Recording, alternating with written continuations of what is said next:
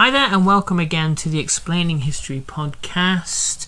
I'm going to talk tonight about a period of the Second World War that gets very little attention, and it is the British campaigns, really the Indian Army campaigns in Iraq. And the reason why I think this is important to look at is, firstly, it shows the kind of the shaky state of the British Empire in 1940-1941. The vulnerability of Britain and its communications between its Asian empire and the Mediterranean. It shows you the importance of oil and the importance of the continuing strategic and geopolitical importance of Iraq, that had been the product of kind of British post-war machinations, and obviously has continued to be an object of kind of Western interference and kind of colonialism, and the kind of the bloodshed and violence that's brought with it into the 21st century. I'm looking at an excellent book. I've mentioned it before, Srinath Raghavan's India's War, The Making of Modern South Asia in 1939-45. Really good from a whole host of ways. Very interesting, part social history, part military history, which is what I think great military history books can be. Srinath Raghavan writes, an erstwhile province of the Ottoman Empire, Iraq had been occupied by Britain during the First World War. The Indian Army had played an important role in its conquest. Nearly 675,000 Indian troops had been deployed in Iraq, and although the Indian Army had suffered a humiliating defeat at Kut al-Amara in 1916, obviously the Indian Army, with British soldiers as well, was besieged at Kut. It was sent up the Tigris River, besieged at Kut, and trapped there, and the surviving prisoners were treated appallingly by the Turkish army. After its defeat at Kut, it had gone on to occupy the country. After the war, Iraq was administered by Britain as a League of Nations mandated territory. The outbreak of a major rebellion in 1920 had led London to turn again to India for its troops. Eventually, the country was granted independence under the Anglo-Iraqi Treaty of 1930, and British troops departed in 1937. Under the terms of the treaty, however, Britain retained the right to use Iraqi facilities in the event of war. In turn, Britain supplied equipment and advisors to the Iraqi armed forces. Britain controlled Egypt in roughly the same way after the Second World War, with the withdrawal of British troops, except in the Canal Zone and on the proviso that the British can pretty much return when they feel like. And obviously this was all upset by the advent of a nationalist leader, Colonel Nasser, to power. Iraq was of considerable strategic importance to Britain, writes Srinath Raghavan. For one thing, there was oil. Pumped from the British-controlled fields in Mosul and Kirkuk, Iraq flowed through the pipeline. Iraqi oil, flowed through the pipelines to the ports of Haifa in Palestine and Tripoli in Syria. Moreover, the Iraqi port of Basra was the principal outlet for the main Iranian oil fields, owned by the Anglo-Iranian Oil Company just across the frontier at Abadan. The Middle East accounted for only 5% of world oil production in 1941. The United States produced 83%. Yet American neutrality and German ability to interdict supplies crossing the Atlantic lent great importance to the cheap oil coming out of the Middle East.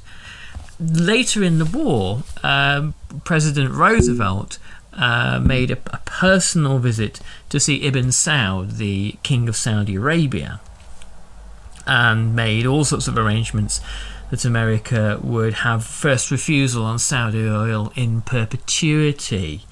The stats here are actually quite illuminating about how little Middle Eastern oil accounted for global oil supply in 1941. This, of course, radically changes after the Second World War, and it radically changes after the Second World War mainly because of the huge expansion in living standards throughout the First World, particularly, and throughout the Third World in the 1960s and 70s. This thirst for oil, it really represents this vast kind of expansion in driving and aviation, in oil-fired power stations, and the like. By the same token, if these oil fields fell under German domination, writes Srinivas Raghavan, let alone control, it would deal a huge blow to Britain. So Iraq is at the epicenter of a resource war that is being fought. The German war machine, exceedingly hungry for oil, and up until this point, if you read Sean McMeekin's book Stalin's War, he makes the point that up until obviously the advent of Barbarossa, one of the reasons for the deterioration in Nazi-Soviet relations is the fact that Stalin so clearly has the Nazi Germany by the throat when it comes to the supply of oil. Hitler doesn't seem to have been that concerned about diversifying before Barbarossa. For example, the plan to interfere, as we shall find out about, the plan to interfere in Iraq seems to be almost one of the kind of Nazi Germany sort of fishing expeditions to see what can be achieved, whether it's possible you might be able to cause some serious inconvenience for the British. There doesn't seem to be that much focus on seizing the oil fields in order to replace the oil from the Soviet Union that Nazi Germany is dependent upon. All the evidence points towards the idea that the way Hitler saw things was you wage a lightning war against the Soviet Union and seize the oil very, very rapidly, obviously before your own reserves run out. Moreover, Iraq was an important link, writes Srinivas Raghavan, to imperial communications. It provided a land bridge from the Mediterranean to India, a route that would be of great value in sustaining British forces in Egypt if the Suez and Red Sea routes were closed. British air bases in Iraq, especially at Habaniya and near Baghdad, and Shaiba near Basra, were important stops on the air route to India, the Far East and Australia. Obviously, in our time of being able to fly non-stop from London to Sydney or from LA to Singapore, we forget that people like Churchill and Roosevelt, when they did head to international treaties, were often in a kind of fairly uncomfortable and cramped flying arrangements. I think Churchill had been in a number of Lancasters, and they had to be stopovers for fuel. You have to have stop-off places because of the range of aircraft at that time. So Iraq's really important for a number of reasons, and of course it's having the problem that the British Empire faces throughout its final years of kind of resurgent nationalism. From the standpoint of India, the Viceroy of India, Lord Linlithgow, and the Commander-in-Chief in India, Claude Auchinlek, Iraq was important on the two more counts. Firstly, it was an integral part of the external defence strategy of India. Not only did Iraq border Iran, but controlling the mouth of the Persian Gulf at Basra was regarded as indispensable to the wider security of India. As the Chiefs of Staff put it, if Iraq and Iran become subservient to the Axis powers, our enemies would be at the gates of India. Second, developments in Iraq would inevitably impact on the Arab littoral states and on Saudi Arabia, which all fell under the Rajah's sphere of influence. In particular, India's ability to use the area from Bahrain to Kuwait would depend on a friendly regime in Iraq. And so, again, it's really interesting to think of India that hadn't got dominion status within the British Empire, wasn't like Canada or Australia, having its own spheres of influence. That and we can think of India having its own, India as a direct colony of Great Britain, having essentially its own foreign and strategic policy.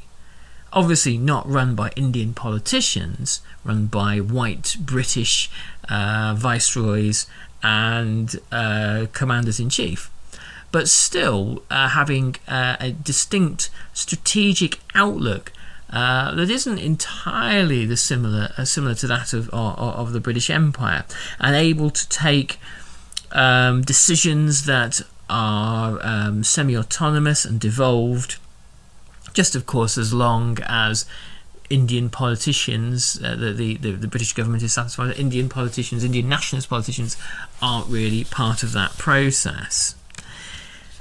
At the outbreak of the war, writes Srinath Raghavan, Iraq was ruled by a pro-British regent and an equally well-disposed government.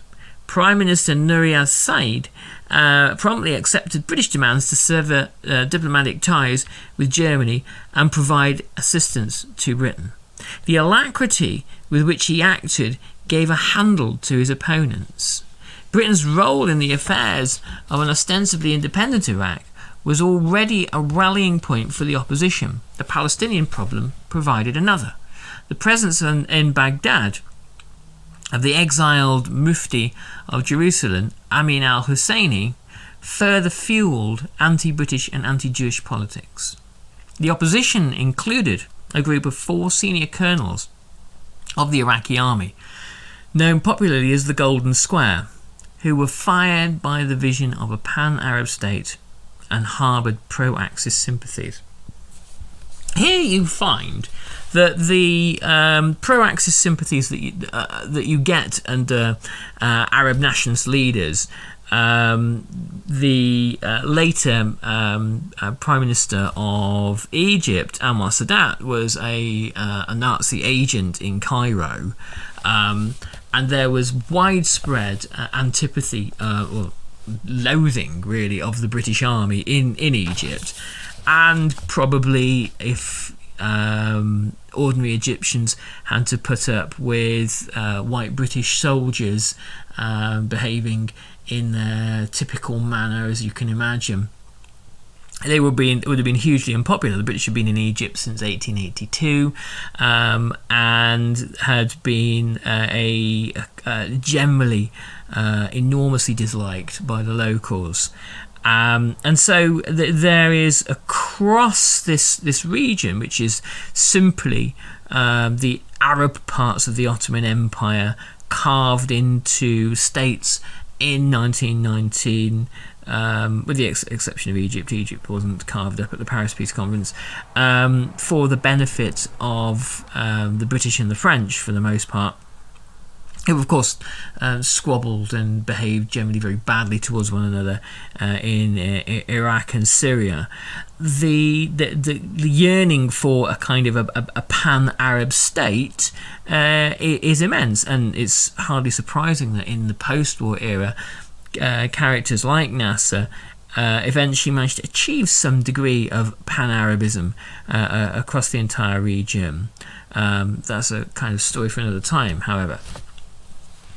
The extent to which pro-Axis sympathies among Arabs meant that the Arabs really shared the kind of Nazi views is very, very limited. I doubt it was based on that at all. And some kind of disingenuous reportage in recent years has tried to kind of link people like the Mufti of Jerusalem to the Nazis. And, he did go and he did visit the Führer, but it was a kind of very much a visit of pure convenience to see if there was anything that could be done to dislodge the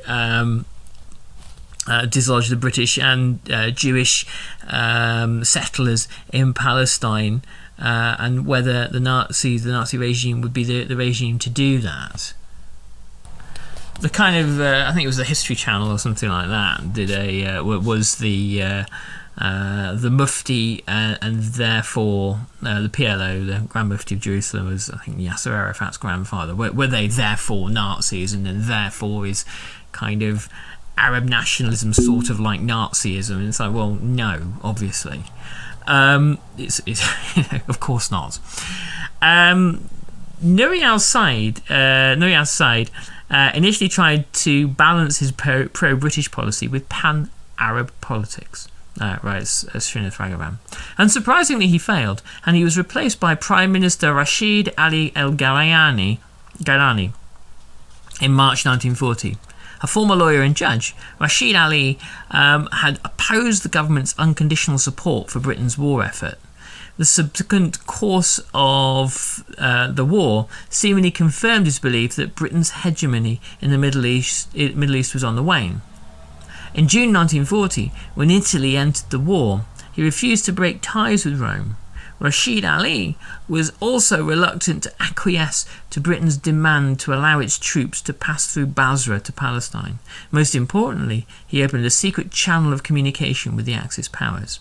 In shaping Axis policy in the area, Germany allowed Italy to take the lead while reserving the right to take its share of Middle Eastern oil.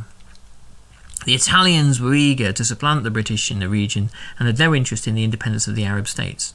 The pan-Arab pro-Axis politicians in Iraq had to satisfy themselves with a joint pro-Axis joint declaration by Berlin and Rome in October 1940, which really expressed full sympathy with the Arab cause.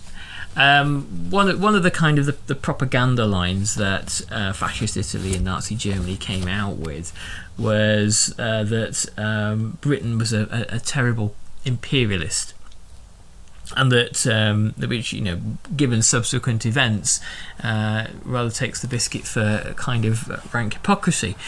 But that the arrogance of the British had meant that the world had been carved up exclusively for them, and it was time now for a kind of a resettlement of colonial affairs.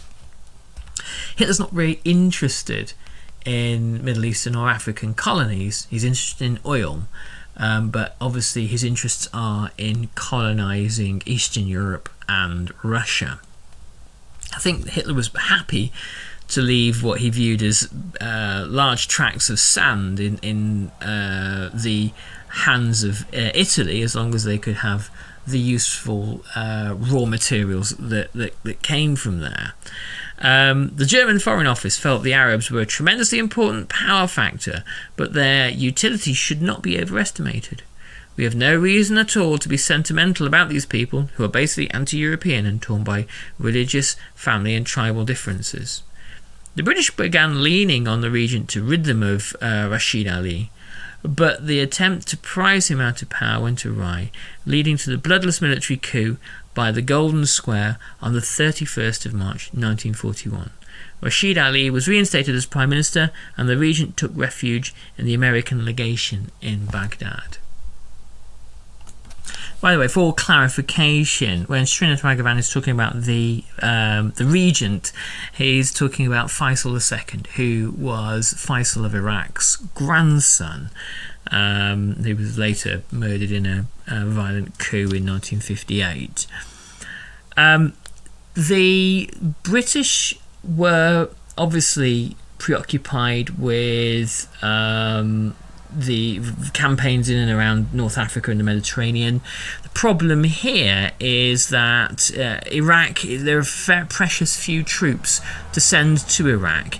There is the question of preparing a task force from India and landing it in Basra.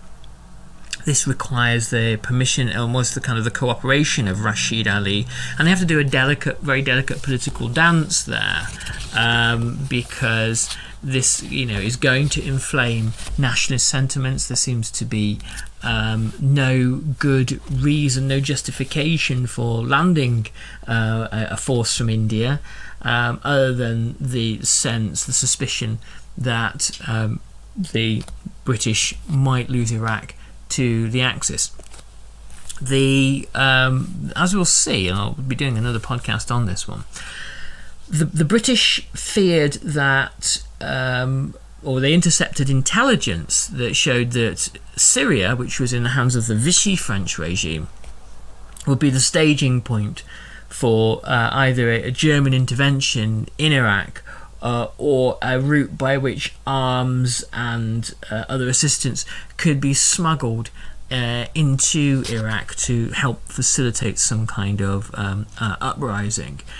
And people like Auchinlek, and particularly Archibald Wavell, had been looking with mounting alarm at what was about to happen in Iraq, and they could quite easily see that the Axis powers could score a very easy victory over Great Britain using the forces of Arab nationalism in order to do so. So what I'm going to continue this one hopefully next week, because there are some, as I said, some really interesting dynamics here, and it tells you kind of a lot about Britain's both sides' need for oil and communications to Asia, between Europe and Asia during the Second World War, but also it provides really valuable context for understanding various struggles over oil and European colonialism in the Middle East after the Second World War. And when we get onto James Barr's brilliant book, Lords of the Desert, which I really intend for us to kind of dig into in the next few months, that'll take us on quite a journey all the way through to the kind of the mid to late 1960s, how the British and the Americans basically were each other's worst enemies in the Middle East. Anyway, thanks for listening as ever, and I'll catch you on the next Explaining History podcast. Take good care, everybody. All the best. Bye-bye.